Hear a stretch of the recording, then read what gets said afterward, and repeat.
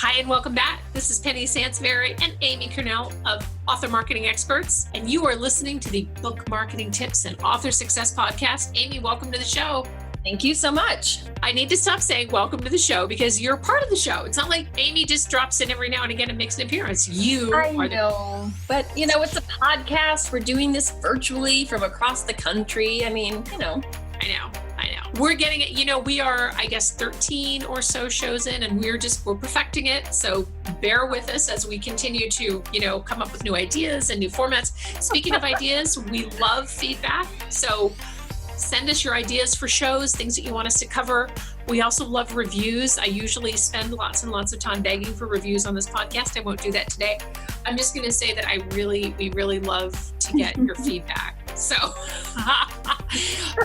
so today we wanted to talk about promoting an older book because Amy, I know that Amy, just so you kind of understand how things work at Author Marketing Experts, Amy's the first person that y'all talk to when you contact us to promote your book. So she is the person that, she checks, she corresponds with our authors or potential authors. She checks out their book, she answers a few questions, and then if it feels like it's a good fit, puts them on my calendar. And one of the things that you get a lot is, I have an older book, is there still hope for me? Right, that's very true. We get a lot of authors that come to us assuming if they didn't promote the book when it originally released, or if it just didn't get a lot of attention, that it can be treated like a new book, like poof, it's new because nobody saw it the first time. And sadly, that's not technically the case. That doesn't mean that you give up, obviously, but it does mean that you have to be realistic about which strategies make the most sense and what kind of limitations there are based on what your topic is or your genre when promoting an older book. But you put a lot of time and energy into creating it and getting it out there. So I really appreciate it when authors come to us and they're like, I know it's old. Is there any hope? Because, the fact that they contacted us means that they have hope. And there's a lot to be done with that. Yeah, absolutely. But I'm glad that you addressed the whole, I put the book up on Amazon and nobody saw it thing, because I get that a lot too. Like, my book is 5 years old, but I've never done anything with it and nobody's seen it. It's like, no, Amazon's seen it. Like, right. There's a publication date on your book. Your book continues to age. But let's define old, because I think that needs to be mentioned first, because there's old and there's old. And, and reasonably, like if a book is fiction, it doesn't age as quickly as nonfiction, which tends to get outdated quicker, but it's not true for all nonfiction. There are exceptions, correct? Right. So that's, again, as you already mentioned, a big part of when authors first come to us and I start digging into their unique situation and where we can kind of fit in. So you're totally right. There is definitely evergreen content out there. Things that don't change a lot year after year, even month after month, like some industries do. Two really straightforward examples are memoirs or cookbooks. There are even some self-help and self-improvement topics that don't necessarily, it's not an area of self-help or self-improvement that changes a lot, with trends or anything like that. Mm-hmm. But a lot of industry-related niche market books, they do age a lot quicker because it's super competitive. And there's always someone new out there trying to say that they did it better this time around. And a lot of industries change rapidly. Obviously, Penny, you know this firsthand, writing marketing books. Well, and I have a book that's called Red Hot Internet Publicity. And I think the last time that I put that book out there was maybe 5 or 6 years ago. I just want to say publicly, I will never write that book again. And here's why.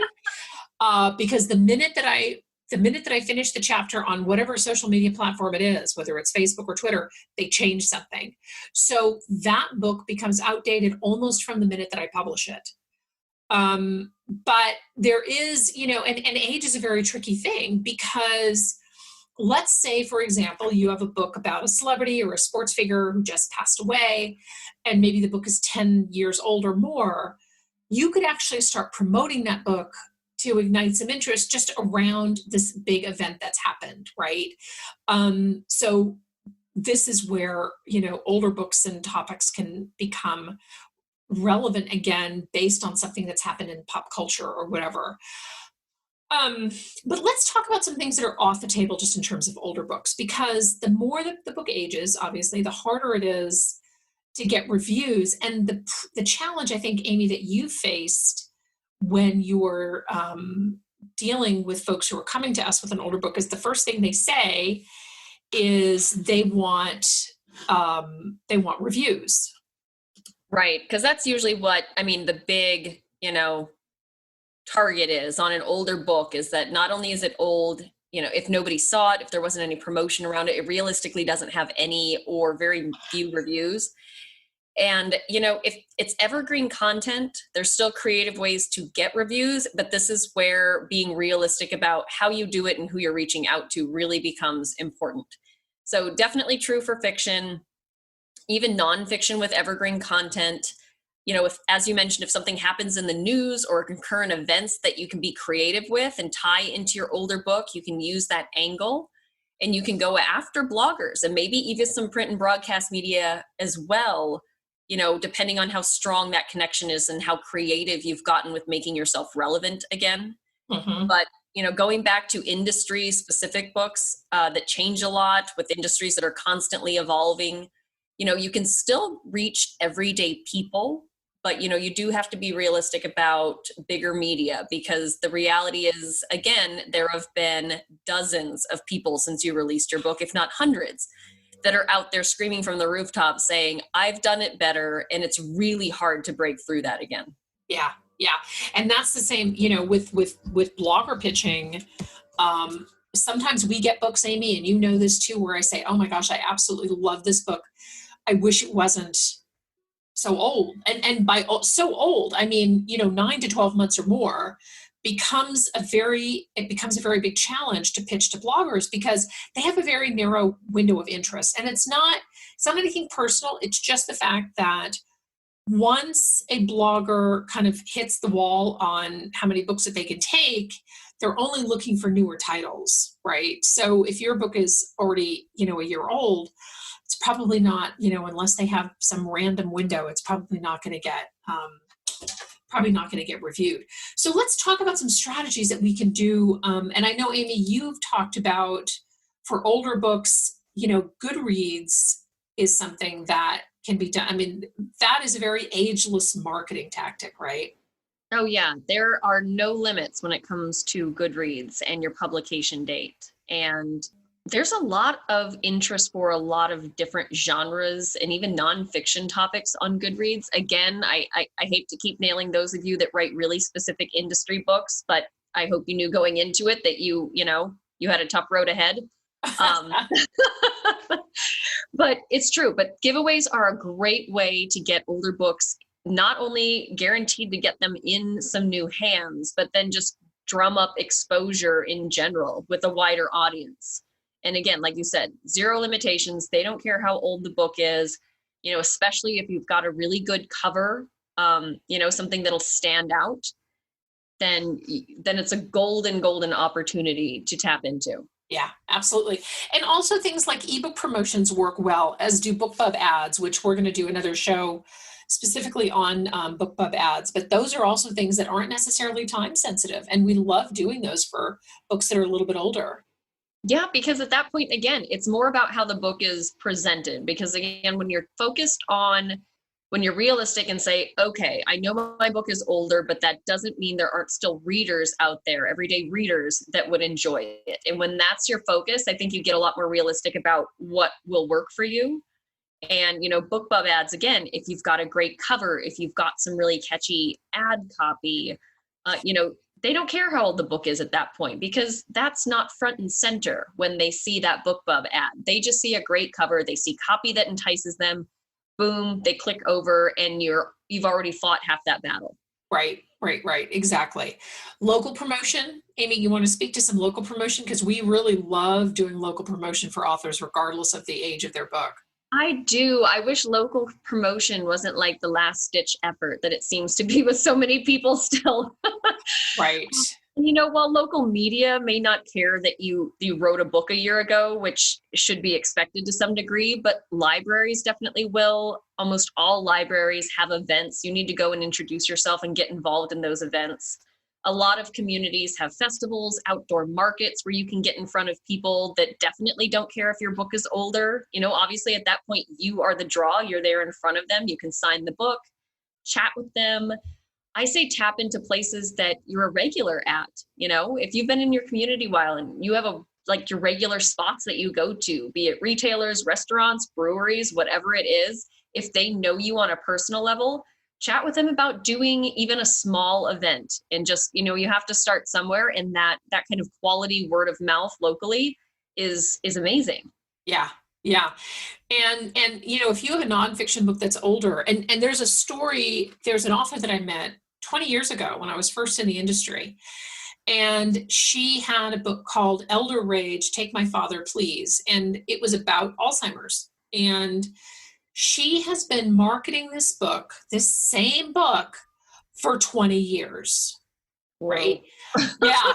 And she's made updates to it as Alzheimer's there have been breakthroughs and different things have changed. So she's updated, but she's essentially been marketing the same book. But what she did is she stayed relevant by staying on top of her topic and pitching herself to the media, and, hooking onto an ongoing story, which has continued to keep her and the book in the news. And consequently, she self-published this book, and consequently she's had a number of big publishers chase after her for deals. But she was able to make more money doing it independently, and so she turned them down. And we all love to be in that position. But she's an example of somebody who really owned her market very, very well, and just continued to keep pushing the message out there. And as the message evolved and changed, and as we said, and new things kind of happened, she evolved and changed with it. So what about social media? Talk to me a little bit about social media, because social media is a great tool for an older book too. Oh yeah, it's a great way to bridge the gap. And obviously you can't go back in time, but this is also something, an important lesson for authors that are yet to release a book. If you stay up on your topic or stay in front of readers in your genre on social media the entire time, you've really made that constant connection that prevents your book from aging so quickly. It shows you have staying power. It shows you have dedication, and it's something you can use with media as well, whether it's local media or bigger media. Speaking back to what you said, if something's happening in the current events or in the news cycle that's related to your book's topic, even if your book is older, you can use that as leverage and say, okay, my book is a little bit older, but I can speak to this. This is what I'd like to talk about. Check out my social media. I've been speaking to this for the last decade. Like, I am on top of it. I have something to offer you. And it makes such a huge difference. Right. Exactly. The other thing that I really like is, maybe reviving an older book. So let's say, you release the book, and I've had this conversation a lot with authors. They say, I didn't really know what I was doing in marketing. I know a lot more now. Can I start marketing the book now? And I say, yes, absolutely, with, some limitations if the book is too old for blogger reviews and things like that. But you could redo the cover of the book and upload it, which is a cover refresh is always really fun and a fun boost for the book. But then, if you're going to do a cover refresh, you want to pay attention to your Amazon book description. Right, exactly. I love a cover refresh. I think a lot of authors hear that. In one, it's kind of, especially if they love their first cover, it's kind of a little ding to their ego as well. But I think they think it's a lot more complicated than it really is. But it's really not that complicated to get a refreshed book cover anymore. And then you can almost always improve your description. Honestly, time gives us so much valuable insight, as do, even if you only have a handful of reviews, a lot of time reviews give you insight as well. And, my suggestion, if you write in fiction, get some feedback from a professional copywriter, a book marketer. If you have an author network that you trust will be honest with you, have them give you some constructive feedback. And if you write nonfiction, this is the perfect opportunity to update your description and align your book with what's happening now, for your topic or for your industry. Right, exactly. And, the other thing is continue to get consistent reviews for the book. So we talked about in the prior show, how it's important to build up a mailing list. And that mailing list, many of you probably have a mailing list and you're thinking, what am I going to do with these people? Like I write to them once a month or whatever. When was the last time that you asked them for reviews? So the thing is that there's a psychology to consistently getting current reviews for books that are older. The book is perceived to be newer, even though it's maybe a year or two or more older, if you continue to get reviews. But whereas when you have a book that's older and the last review came in 5 years ago, it's like, well, nobody's coming to this party anymore, right? So it's just that kind of that mental thing. Exactly. Yes. If I see an older book, I really actually don't care as long as it has recent positive reviews.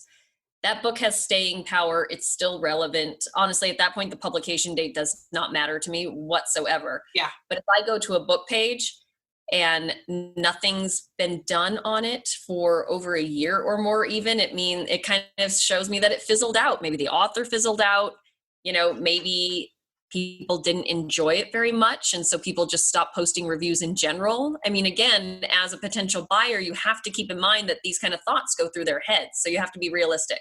You got to keep those reviews coming in.